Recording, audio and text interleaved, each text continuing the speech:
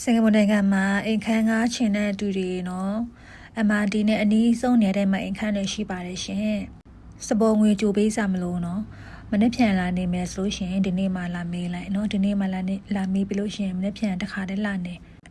ဒီနေ့မနေ့လာမေးလိုက်တယ်ဒီနေ့ညနေလည်းတစ်ခါတည်းနေလို့ရတယ်ဒါမဲ့ဒီကိုလိုချင်းတဲ့ MRT နဲ့အနီးဆုံးနေရာမှာရှာပေးရနော်6ရောက်ခန်း4ရောက်ခန်း2ရောက်ခန်းနေရှိမယ် carpet room တွေရှိမယ်နော်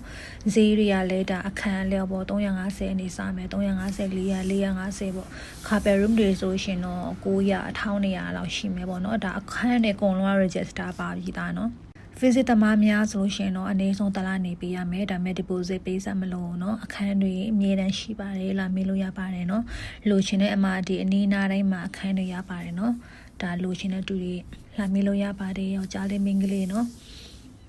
စာဖိတ်ခမယူပါဘူးရှင်စပေါ်ငွေနဲ့တလားစာပေါ့ဒါပဲပေးရပါမယ်နော်